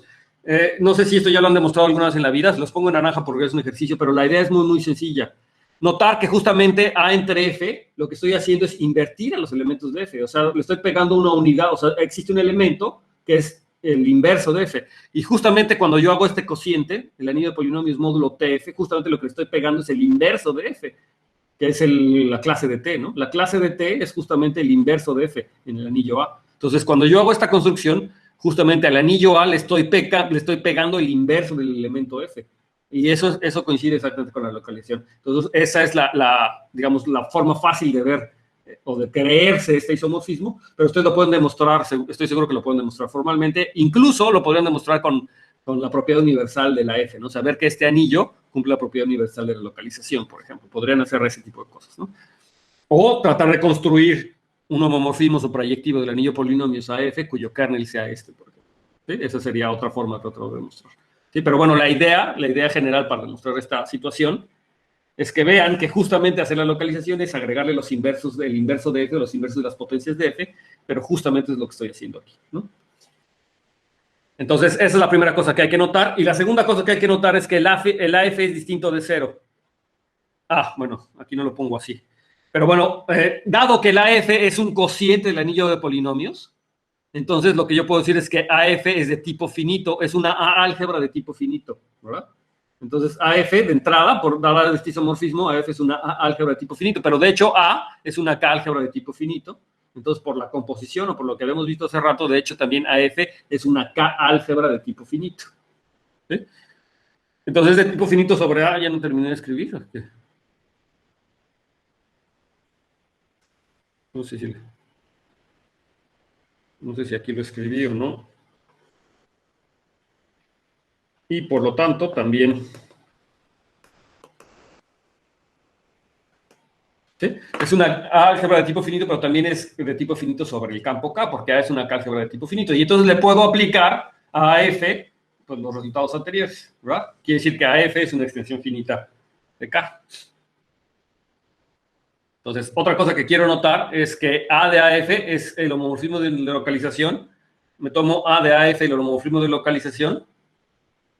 Sí, y vamos a tomarme M, un elemento en el espectro maximal de AF. ¿De acuerdo? Me tomo un elemento del espectro maximal, o sea, un ideal maximal de AF. Ahora, lo que quería que notáramos es que el espectro de AF es distinto de 0, ¿verdad? O sea, que el espectro maximal, o sea, que en efecto hay ideales maximales aquí adentro. De hecho, que hay ideales, bastaría que hay ideales, ¿verdad? Que AF hay ideales para que haya un ideal maximal, porque estamos utilizando el lema de Zorn siempre. Y eso es justamente porque el 0 no pertenece al conjunto multiplicativo. Es decir, si el anillo AF fuera el anillo 0, o la única forma que el espectro maximal de AF sea igual al vacío es que el anillo AF sea el anillo 0, ¿verdad? Esa es la única forma, porque de lo contrario, si el anillo AF no es 0, entonces siempre existe al menos un ideal maximal, ¿no? Me tomo un elemento ahí, entonces, al menos el del 0, todo elemento no está dentro de un ideal maximal. Entonces, problema de Zorn. Todo elemento que no es una unidad. Y siempre está el 0, ¿no? Que no es una unidad, ¿no? Si el anillo es distinto de 0. Ok. Entonces, si este fuera el vacío es solamente porque el anillo AF sería el 0. Pero la única forma de que la localización sea el 0 es que todo, en particular, el elemento F sobre 1 sería 0, ¿no? ¿No lo escribo? O sea, si... Aquí lo voy a escribir, a ver si no lo tengo que borrar después. Lo voy a tratar de escribir chiquito. O sea, si AF fuera igual a 0, entonces, en particular, el F sobre 1 sería igual a 0, ¿no? ¿Sí? Eso en particular. ¿Y eso qué quiere decir? Pues que existe un elemento en S que multiplicado por F me da 0, pero los elementos de S son potencias de F. Entonces, eso quiere decir que existe un N, los naturales, de tal manera que F a la N por F es igual a 0, pero F a la N... Y entonces eso implicaría que F es nilpotente. Y eso no es cierto, ¿verdad? Eso no puede pasar. ¿Sí? Entonces, el anillo, justo estoy suponiendo que no es nilpotente. Entonces, eso quiere decir en particular que el anillo F no es 0, y entonces existe algún otro elemento, ¿verdad?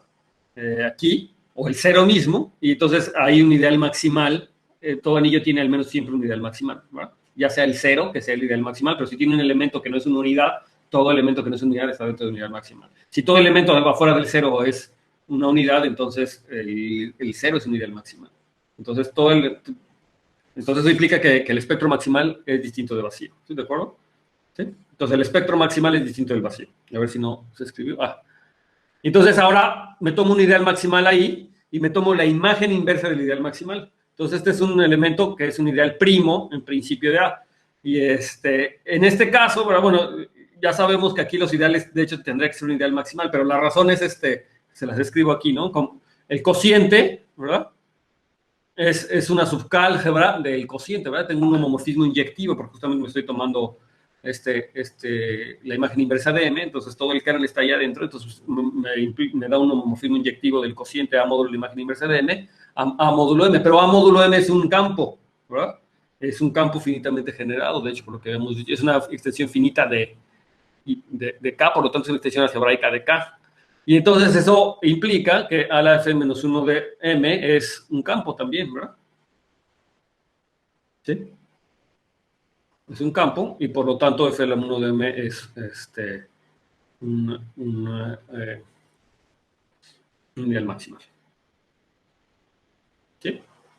Porque ¿quién me dice por qué A a la F-1 de M es un campo?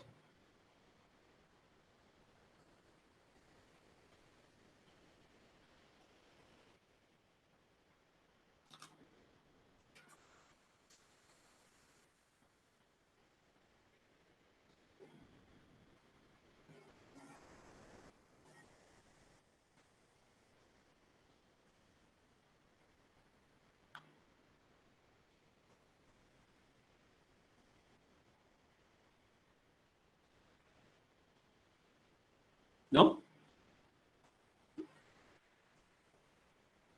Bueno, hay varias formas, o sea, finalmente lo que tienen que ver es que todo elemento que no es 0 ahí es invertible, ¿no?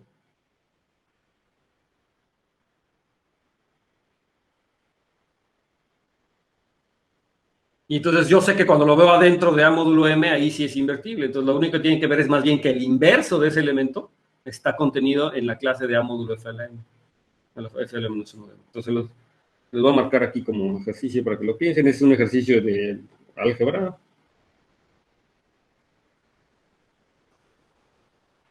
Sí, para que lo piensen, ¿no? Es un ejercicio de álgebra. Básicamente. Entonces yo creo que si se sientan a escribirlo, les hace. Ok. ¿Les queda claro esta parte que les puse aquí? ¿También? Esta.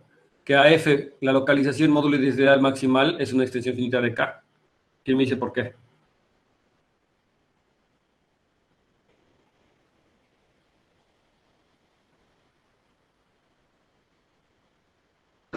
Por el lema de Nathan, ¿no?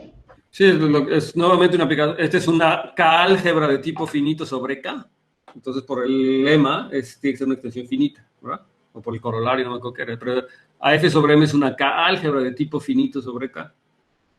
Ya vemos que AF es de tipo finito, entonces el cociente, AF es de tipo finito, entonces AF sobre M es de tipo finito. Ya lo que habíamos dicho. Entonces, es una K-álgebra de tipo finito, entonces tiene que ser una extensión finita de K, ¿sí? Por el corolario. ¿Sí? De hecho, es lo que había escrito yo en la página anterior, ¿verdad? Entonces, este es un álgebra de tipo finito. ¿Sí? Entonces tiene que ser una extensión finita. Y como este es un campo y contiene esta K-álgebra, que es una sub-K-álgebra finita, ¿verdad? Entonces eso va a implicar que este cuate tiene que ser un campo. Y lo que les digo es eso, ¿verdad? Tómense el inverso, tómense un elemento aquí no cero, entonces tómense el inverso aquí. ¿Sí? Porque existe un inverso aquí, y entonces vean que ese inverso de hecho tiene que estar aquí. ¿Sí? Que se parece de hecho mucho a lo que les hice hace rato con el anillo de polinomios. Lo podrían ver casi como lo hice hace rato con el anillo. ¿Se acuerdan que hice con el anillo de polinomios? Me tomé la variable TI, me tomé el inverso en el campo que estaba aquí, y luego vi que era entero, y entonces debería de satisfacer una ecuación entera, y entonces debería de tener a su inverso en el anillo que estaba aquí abajo. Básicamente es... Ok, bueno, ya, ejercicio. Bien, entonces, pero ¿eso qué quiere decir? Pues eso quiere decir, ¿verdad? Que F, que estoy encontrando un ideal maximal, pero F no está en la imagen inversa de M, ¿verdad? Sí, justamente por como me agarré, la localización, ¿verdad?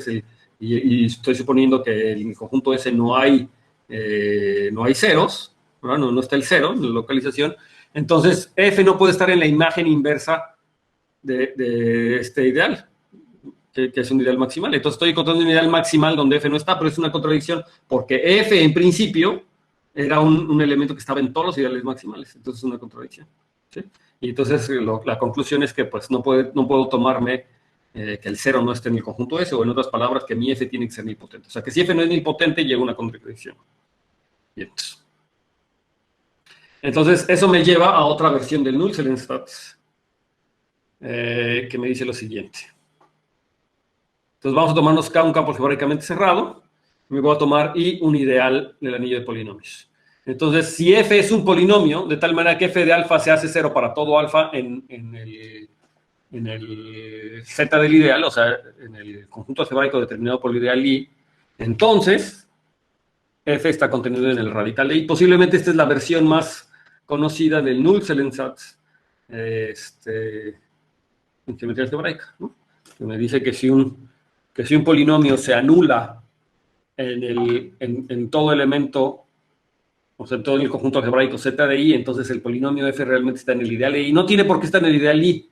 Lo que me dice es que está en el radical de I, ¿no? Ese es el resultado más inmediato. Entonces yo digo que este resultado además es un corolario de lo que acabamos de ver. Ni más ni menos un corolario del que acabamos de ver. ¿Quién me dice por qué?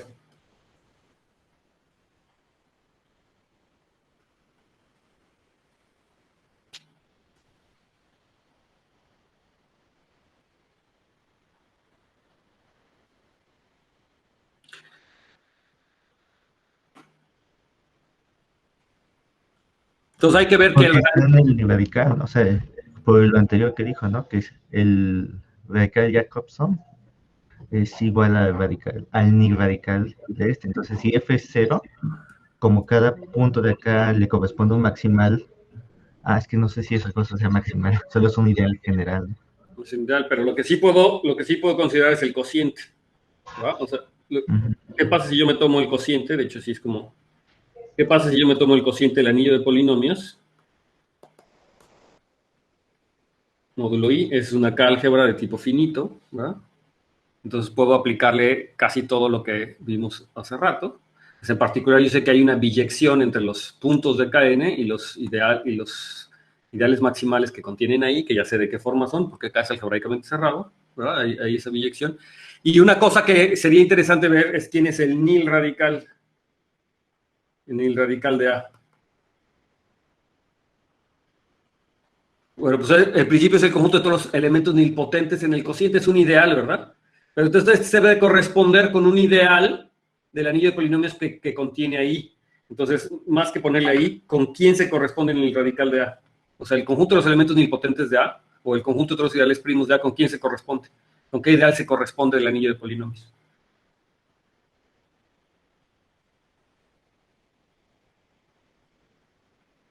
¿No? O sea, un elemento que sea nilpotente en A quiere decir que alguna potencia es cero en el cociente, pero que alguna potencia sea cero en el cociente Es quiere decir que invertible, ¿no? está en A, en I, ¿no? O sea, yo lo que les quiero decir es que esto es el radical de I, se corresponde al radical de I. Porque si la clase de un elemento, alguna potencia es igual a cero, esto es equivalente a decir que que f a la n está contenido en el I, ¿verdad? Porque es el cociente. Y esto es equivalente a decir que f estaba en el radical de I. ¿Sí? Entonces, el nil radical del cociente se corresponde con el radical de I. ¿De acuerdo? Y entonces, ¿eso qué quiere decir? Ahora sí, a lo mejor eso con tu argumento ya sirve, ¿verdad?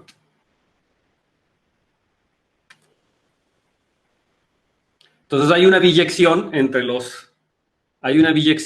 ¿verdad? Entre los puntos de Kn y los ideales maximales del cociente. Pero los ideales maximales del cociente son los ideales que contienen, bueno, los ideales que contienen al, ¿sí? A ver.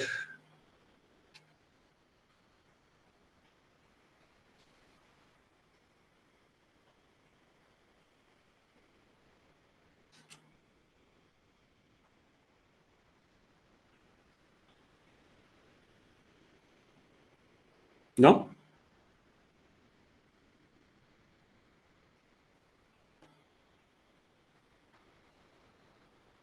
Entonces, a ver, todo ideal maximal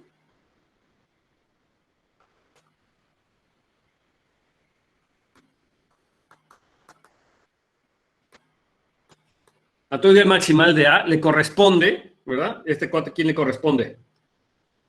Pues le corresponde un alfa en el conjunto Z de I, y esto todo el mundo está de acuerdo, ¿verdad? Eso ya lo habíamos visto. Todos los ideales maximales se corresponden con los elementos que están en el Z de I. Y entonces, ¿eso qué quiere decir?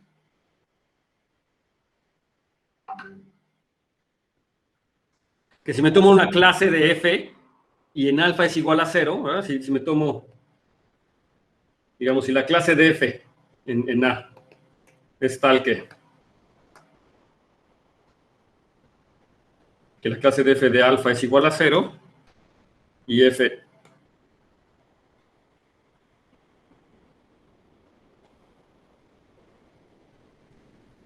ajá, y entonces lo que voy a ver es que entonces este F, eso implica que F está en M, ¿no? En el ideal maximal que determina ese alfa, ¿verdad? O sea, M es el ideal maximal, ¿sí?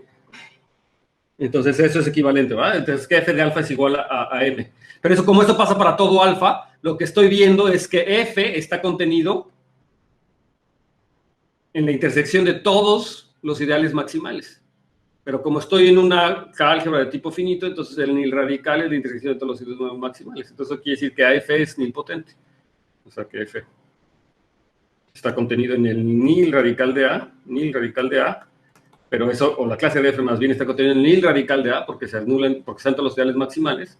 Y esto justamente lo que quiere decir es que F está en el radical de A, ¿no? O sea, es por lo que ya hemos visto. Ok.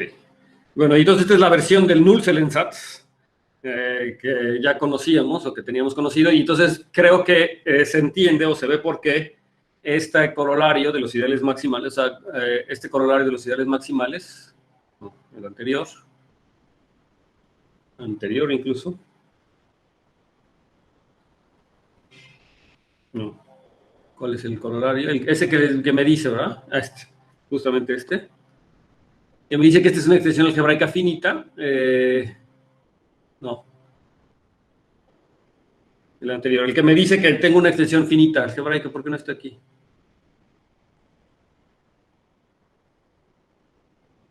¿No lo escribí? ¿No lo borré? Bueno, ya no sé dónde está, pero este corolario que les decía que corresponde, ¿verdad? Que me tomo un ideal maximal y hago el cociente de A módulo M, es una extensión algebraica finita del campo K. Ese es pues, la versión del Nullstellensatz, digamos, para campos no algebraicamente cerrados. Es lo más que voy a poder decir. Pero cuando pienso que mi campo K es algebraicamente cerrado, entonces obtengo todos estos resultados del Nullstellensatz usual. Entonces, esa es la situación, ¿no? Bueno, básicamente eso es lo que quería yo ver del Nullstellensatz. Hay algunos ejercicios que estaría bien que hicieran. Les dije que ya les iba a dejar los ejercicios y no se los subí. Ya les escogí unos ejercicios, a ver si se los subo hoy, más bien hoy se los subo, para que ya empiecen a trabajar con estos ejercicios, sobre todo los que están inscritos. Entonces, ahora lo que seguiría ya es empezar a trabajar con espacios topológicos anillados.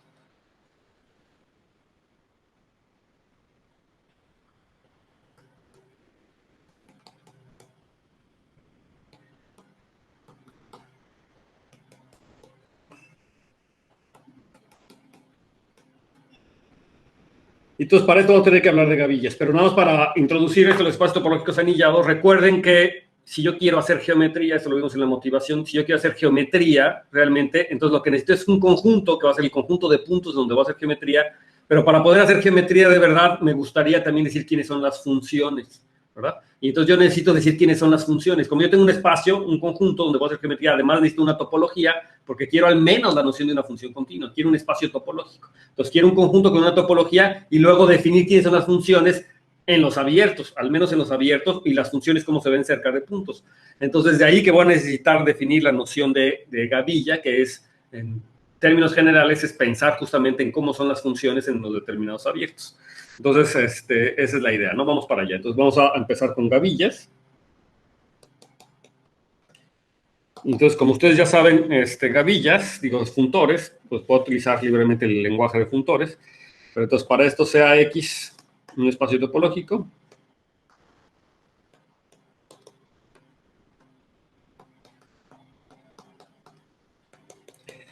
Y en particular piensen pues, en los espectros afines, ¿no? Me gustaría tener a los espectros afines como mi modelo de espacios topológicos. Tengo un espacio topológico y vamos a sea tau la topología.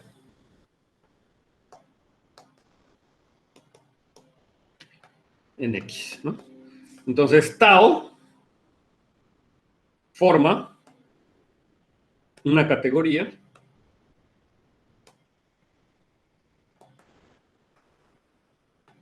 en donde, que se llama a veces lo llaman top de X, no sé. No le quiero poner nombre porque no lo voy a utilizar mucho. Entonces, tau me determina una topología, una categoría donde los objetos es igual al conjunto de abiertos de X, o sea, los objetos en esta categoría que determina la topología son los abiertos de X, y los homomorfismos, digamos, entre dos abiertos en esa topología, si pongo aquí tau, los homomorfismos en esa categoría, los morfismos, de hecho debería ponerle morfismos, no voy a poner morfismos, entre U y B en esta categoría, tau, es igual por un lado al vacío,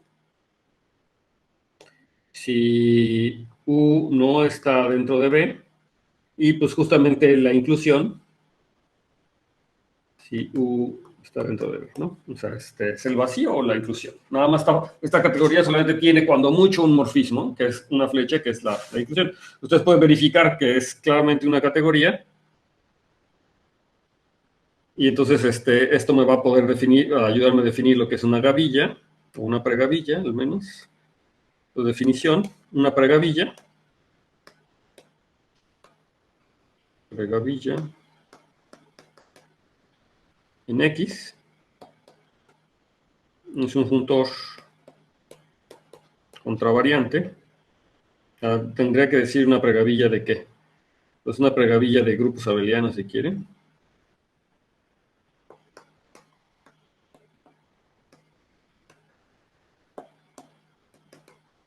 Y en realidad podría ser de casi cualquier estructura algebraica, incluso de conjuntos. O sea, yo puedo decir una pregavilla es simplemente un juntor contravariante, pero el apellido viene dependiendo de la categoría a donde esté definida este juntor, ¿no? Entonces, una pregavilla en X, podemos decir de grupos abelianos, es un juntor contravariante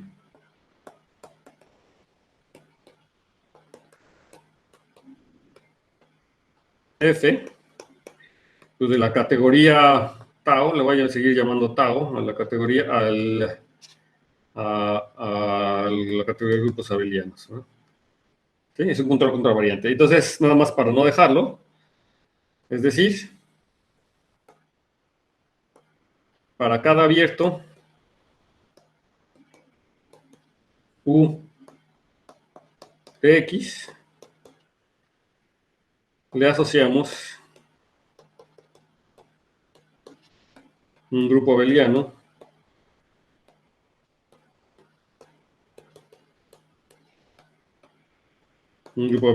F de U, tal que si U es subconjunto de B, ¿verdad? O sea, si U está dentro de B, tenemos un homomorfismo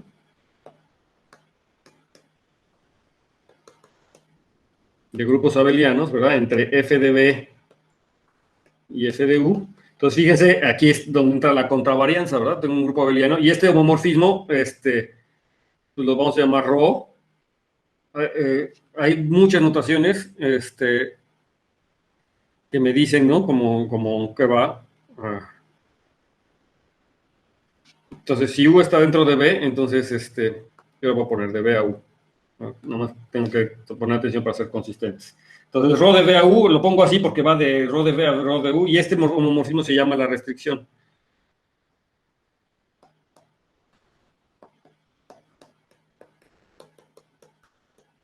El homomorfismo de restricción, ¿verdad? Porque si lo pienso como F de U son funciones en U y F de B son funciones en B, si yo tengo U adentro de B, entonces estoy teniendo un morfismo de las funciones en B a las funciones de U, que normalmente sería la restricción, ¿verdad? El homomorfismo de restricción de la función, ¿sí? Llamado la restricción, y que cumple con las propiedades que tiene que cumplir de funtorialidad, ¿verdad? Tal que como es un funtor, entonces tiene que cumplir, por ejemplo, que si yo me tomo la restricción de U a U, pues me da la identidad, ¿verdad? Me da la identidad en F de U, ¿sí? La identidad como grupos abelianos, y que si me tomo una composición, ¿verdad? O sea, si me tomo U adentro de B, adentro de W, entonces pues yo voy a tener esta F de W, tengo la restricción a F de B, y aquí tengo la restricción a F de U. Entonces, por un lado yo tengo la restricción de W a B, aquí tengo la restricción de B a W, y yo las puedo componer, ¿verdad? Y entonces aquí, por otro lado, yo tengo la restricción de W a U, y lo que me está diciendo es que estas composiciones son la misma, o sea que este diagrama es conmutativo, o sea que ρ de W a B compuesto con ρ de B a W es igual a ρ de W a U. Sí está bien, ¿verdad? Sí, me dice que este diagrama es conmutativo.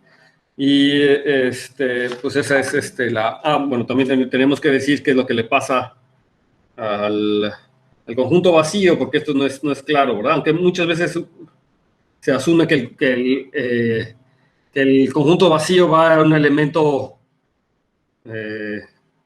tendría que ser un elemento inicial, porque el vacío está dentro de todos los... Un elemento terminal, porque el vacío está dentro de todos los abiertos, entonces cuando lo volteo debería de haber flechas de F del anillo al F del vacío. Entonces normalmente se agarra un elemento terminal justamente en la categoría en la que estoy cayendo, pero un elemento terminal en la categoría de grupos abelianos, pues es ni más o menos el grupo abeliano formado por el único elemento, ¿verdad? Por el cero.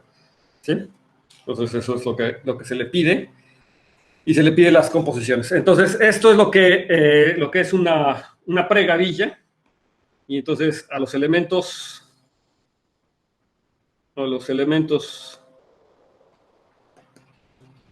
S en uno de estos grupos abelianos, digamos para un abierto a U, se le llama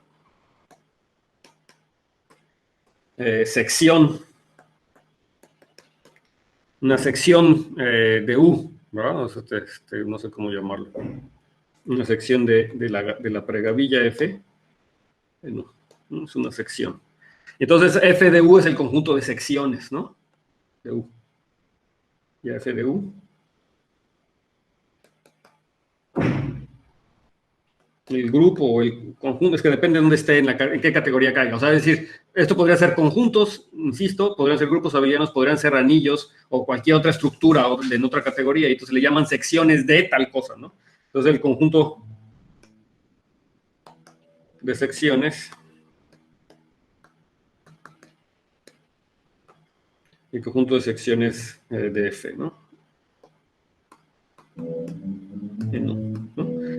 Y se le puede poner el apellido, insisto, ¿no? Otra anotación es que si tenemos U adentro de B, ¿verdad? Entonces yo tengo el morfismo restricción, ¿verdad? Que va de B a U, que va de F de B a F de U. Y entonces, si me tomo una sección en B, a esta sección, pues yo la voy a mandar a esta cosa, red de B a U de S, pero si se fijan, la notación es muy complicada, ¿no? La notación es muy complicada. Entonces, normalmente lo que uno hace es a esto denotarlo simplemente como la restricción de S a U, ¿sí? Si S es una sección en B, entonces la restricción de S a U le llamamos la restricción, ¿no?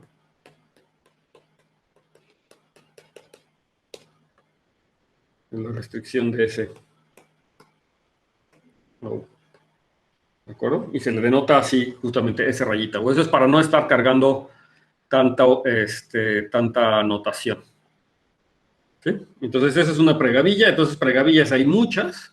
Casi siempre que yo me puedo fijar en las funciones, ¿verdad? De un conjunto, cualquier tipo de funciones que yo me tomo, ya sea diferenciables, continuas, holomorfas, eso, en un espacio topológico, las funciones definidas en el abierto me define una pregavilla, es un funtor contravariante. Lo que no es cierto es que sea una gavilla en general, pero entonces tendremos que ver qué cosa es una gavilla, ¿no? Entonces, ¿qué cosa es una gavilla? Me cambié de página, perdón, no estoy seguro que ya todo el mundo estaba listo.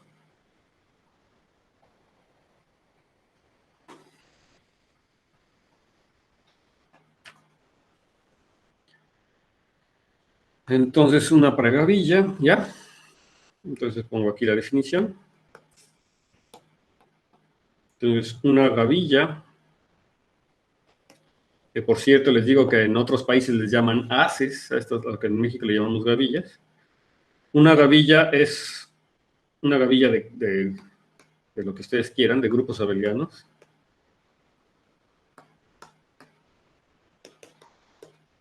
Una pregavilla con valores en tal otra categoría que ustedes prefieran. Es una gavilla, es una pregavilla.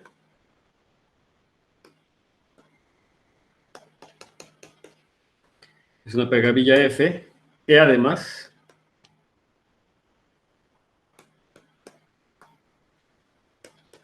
cumple otras propiedades muy interesantes. Y básicamente las propiedades que queremos que cumpla son las propiedades que me hacen que funciones, o que cuando pienso en funciones, estas se peguen bien, no estén bien pegadas y estén definidas bien en unos abiertos. Entonces, este es el axioma de unicidad. Se llama aquí el axioma de unicidad. Y me dice aquí que sea U un abierto, por supuesto de X, ¿verdad? Un abierto en mi espacio topológico de X, y me voy a tomar S una sección. Bueno, y entonces, si UI, o para cualquier cubierta, ¿verdad? Si UI es una cubierta, vamos a ver, es tal que mi U la puedo cubrir con estos UIs, y los UIs abiertos, ¿verdad? Es decir, que si me tomo una cubierta abierta de U, o son conjuntos abiertos tales que tales que S, como es una sección, ¿verdad? Tales que, no me tomé S, sí, tales que S restringidos a UI es igual a 0, ¿sí? Si esa es una sección que restringido a los abiertos de la cubierta es igual a 0, para todo I, entonces eso implica que S es igual a 0. Entonces, este axioma de Gavilla me dice que si yo tengo un conjunto abierto y una sección ahí, de tal manera que existe una cubierta y esa sección es 0 para cada elemento de la cubierta, cuando lo restringo a la cubierta era porque la sección era igual a 0. Dice que aquí estoy trabajando con grupos abelianos, por lo tanto tengo la noción de 0, ¿verdad? Si yo estuviera trabajando, por ejemplo, con una gavilla de conjuntos arbitrarios, lo que tendré que hacer es esta noción de inyectividad, que me tomo dos secciones distintas, o dos secciones y una cubierta, de tal manera que la restricción de estas dos secciones coincide en cada uno de estos abiertos, entonces S es igual a tau, ¿verdad? Aquí lo podría poner como de manera equivalentemente, aquí lo voy a poner así como sí, solo sí.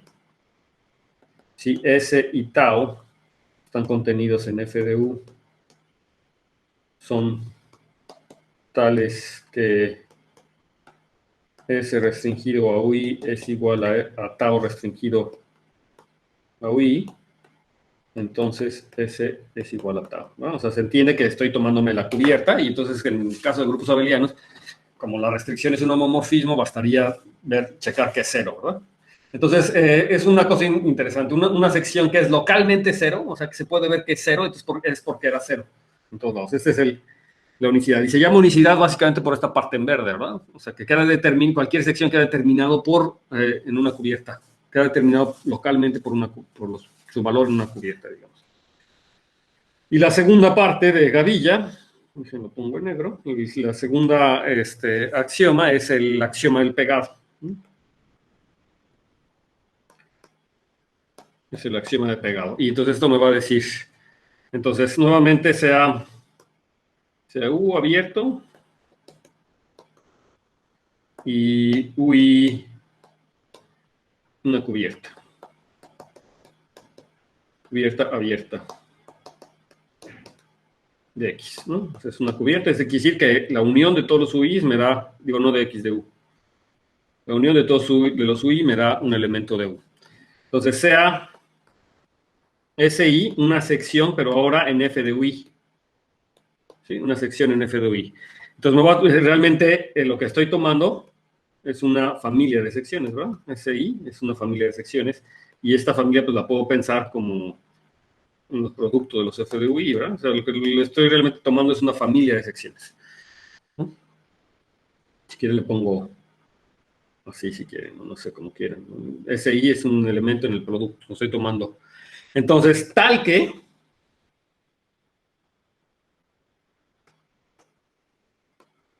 entonces, yo puedo considerar las intersecciones UI con J, ¿verdad? Entonces, puedo tomarme UI intersección con UJ, y entonces al SI lo puedo hacer la restricción con UI a UJ, por un lado, me da una sección en F de UI intersección UJ, que también es un abierto, pero por otro lado tengo SJ, y SJ también lo puedo restringir justamente a UI intersección UJ, al mismo.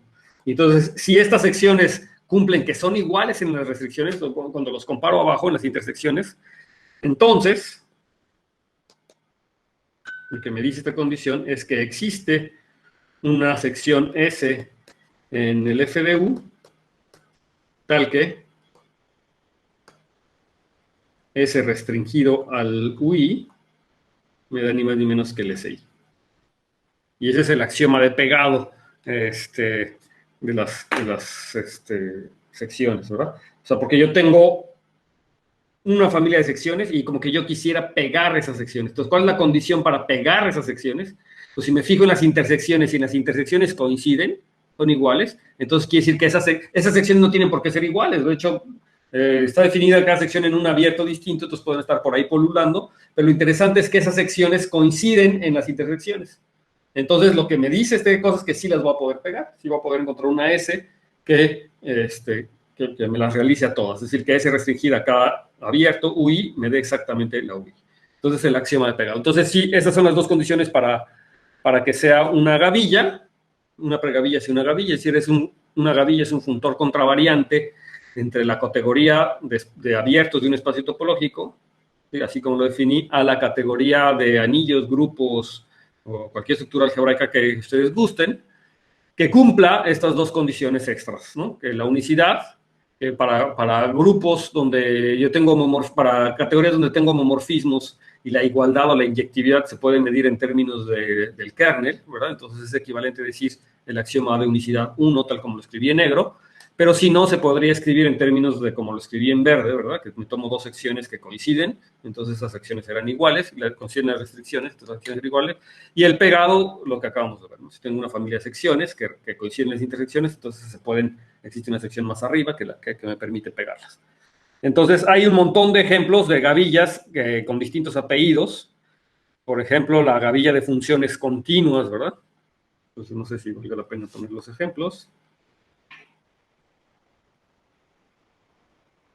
Los ejemplos. Entonces, yo voy a tomar un espacio topológico, como siempre.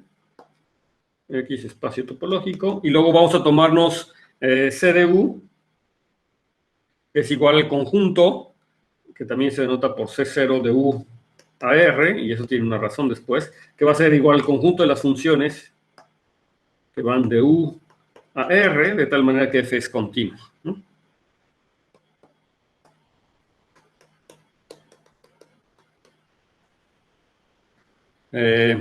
Y bueno, y la restricción, bueno, aquí los homomorfismos, ¿verdad? Son las restricciones, ¿verdad? Son restricciones usuales.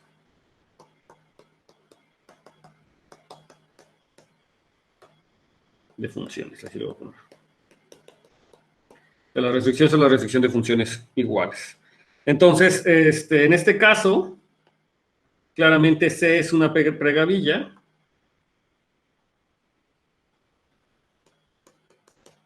Claramente es una pregavilla porque es un funtor contravariante con las restricciones. Es inmediato revisarlo, que es una función de las funciones, pero de hecho, también es una que es de hecho. Que es también, lo voy a poner. Una gavilla. Y este es el ejemplo más típico de una gavilla, porque funciones, a ver, ¿cómo verificamos que es una gavilla? O sea, tendría que verificar esta condición de unicidad y la condición del pegado, ¿no? Entonces, una de las características de las funciones continuas es que justamente las puedo pegar si coinciden en la restricción, ¿verdad? A ver, ¿lo hago o no? Es que ya no sé si esto es obvio para ustedes o no. A ver, ¿lo hago o no? ¿Para alguien no es obvio, más bien? ¿O para alguien no es claro? A lo mejor ya lo habían visto. Si no es claro, lo hacemos. Yo no tengo empacho en hacerlo, ¿no? Entonces, si prefieren, lo hacemos. Entonces, a ver, entonces tendría que ver la unicidad. Entonces, es claro la unicidad, ¿no? Si me tomo dos funciones, dos secciones, dos funciones en un abierto, ¿no? Sean S y tau, contenidas en C0 de UR. Es decir, son dos funciones continuas que van de U a R y tales que S restringido a UI sea igual a tau restringido a UI. O sea, que los valores de las funciones esas son iguales, pues entonces las funciones son iguales, eso es inmediato, ¿no? Pues porque entonces S es igual a tau, pues para todo X en U, entonces X está contenido en UI para algún I, porque U es igual a la unión de los UIs, y entonces S en X, es lo mismo que S restringido a UI en X, es igual a tau restringido a UI en X, pero que es lo mismo que tau de X, porque justamente las funciones así está definido, ¿no? Ya es hora, sí, perdón. Y entonces esto, evidentemente, eso quiere decir que S es igual a T para todo X. S es igual a tau, ¿verdad? Para todo X, pues por lo tanto son iguales. Y análogamente, el del pegado, ¿verdad? Esa es una de las condiciones de las funciones continuas. Que si tengo funciones continuas, entonces ya rápidamente, si yo tengo S de I en F de I, y de tal manera SI intersección UI intersección UJ es igual a SJ. Entonces, pues yo como defino S S de U a R, la defino como si X está contenido en U, que es igual a la unión de los UIs, entonces este X está contenido en UI para algún I, ¿verdad? Y entonces yo defino S como la función que S me va a dar a SI de X. Y entonces lo único que hay que checar es que está bien definida, ¿verdad? ¿Y por qué va a estar bien definida? Porque si X también está contenido en UJ, entonces X está contenido en UI intersección UJ, y como SI restringido a la intersección UI intersección UJ es igual a SJ a UI intersección UJ, entonces yo lo que tengo es que S de X, lo que tenemos que estar bien definida, ¿verdad? O sea que S de X pues es igual a SI de X, que es igual a SJ de X, ¿verdad? O sea, digamos, porque en la restricción irrespectiva, pues no era lo mismo. O sea, que sí está bien definida, ¿no? Justamente. Eso quisiera decir que está bien definida. Entonces, en efecto, es una gavilla, y esta es una de las gavillas más típicas, ¿no? De funciones. Entonces, bueno, en la siguiente clase vamos a reinterpretar esta noción de gavillas en términos de una asociación exacta. Es una que involucra conjuntores, de hecho, con una asociación de coecualizador o coecualizador. Y bueno, pasaremos a definir pues, lo que son los tallos y luego espacios anillados. ¿Ok? ¿Alguna duda? ¿No?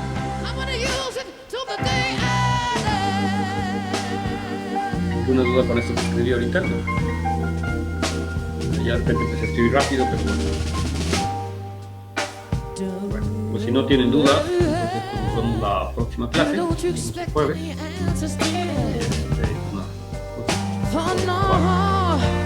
They don't come with a